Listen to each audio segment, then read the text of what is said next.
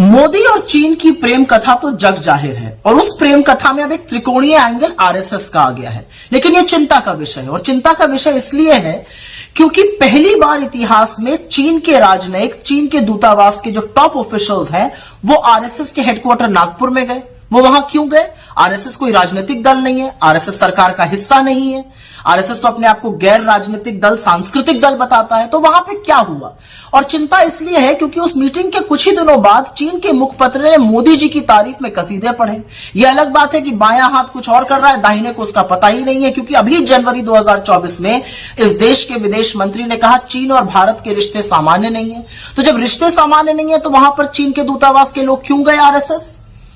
यह अलग बात है कि यही विदेश मंत्री पिछले साल कह रहे थे कि हम छोटी इकोनॉमी है, हम बड़ी इकोनॉमी के साथ कैसे निपटेंगे। अपनी सेना के शौर्य और पराक्रम का अपमान करना कोई एस जयशंकर से सीख ले। लेकिन अब याद रखिए कि हुआ क्या है। अप्रैल मई 2020 के बीच में चीन घुसपैठ कर रहा था और 15 जून की वो सियाह रात 2020 की जब 20 जाबाजों की गलवान में शहादत हुई। यह अलग बात है कि 4 दिन बाद मोदी जी ने देश से सीधा सफेद सपाट झूठ बोला और बिना पलक झपकाए कहा कि कोई घुसा हुआ नहीं है। और कितनी बड़ी विडंबना है कि तब से 19 कोर कमांडर लेवल की बातचीत में, मीटिंग में चीन वही क्लीन चिट लेकर बार बार दोहराता है कि आपके प्रधानमंत्री ही कहते हैं कि कोई घुसा हुआ नहीं है। लेकिन इस दौरान क्या किया?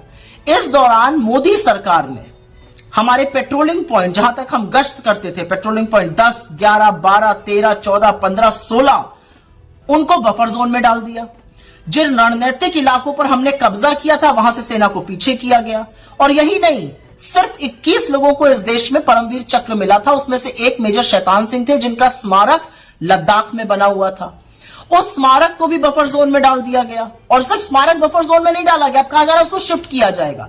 और इसकी पुष्टि भाजपा के खुद के काउंसलर ने लद्दाख में की है, वहां के चरवाहों ने की है कि जहां तक पहले जा सकते थे अब जा नहीं पा रहे हैं। अरे सब कुछ छोड़िए, इनका खुद का सांसद अरुणाचल में कहते हैं कि चीन गांव बसा रहा है और मोदी जी की आंखों से चीन के प्रेम की पट्टी ही नहीं उतरती है। लेकिन इस दौरान सरकार ने क्या किया? जब यह सब हो रहा था, सरकार ने चीन को सबसे बड़ा ट्रेडिंग पार्टनर बनाया और $100 बिलियन का ट्रेड डेफिसिट किया। आपकी आंखों में धूल झोंकने के लिए इन्होंने कुछ छोटी मोटी ऐप्स को बैन कर दिया। चीन के राष्ट्रपति से मोदी जी की करीब 18 मीटिंग हुई है, 30 बार आए गए हैं, वो अलग बात है। इन 18 मीटिंग्स में मोदी जी ने देश के हित के बारे में क्या बात की मैं नहीं जानती हूं। लेकिन अभी एक मीटिंग हुई थी साउथ अफ्रीका में अगस्त 2023 में, और उस मीटिंग के बाद चीन ने एक मैप रिलीज किया जिसमें हमारे ही देश के जगहों का अपने देश में बता दिया गया। मोदी जी चुप रहे, बिल्कुल चीन का नाम नहीं लेते हैं। लाल आंख दिखाने की बात करते थे, यहां पर तो उनको झूले झूलने से फुर्सत नहीं है, ये साबरमती के तट पे झूल रहे हैं। महाबलीपुरम में नारियल पानी पिलाने से फुर्सत नहीं है, यहां पर शहनाई सुनने से फुर्सत नहीं है। और जब 20 जाबाजों की शहादत के बाद वो पहली बार राष्ट्रपति शी जिनपिंग से मिले तो बजाय लाल आंख दिखाने के लाल शर्ट पहन के गलबैया करने को तैयार थे।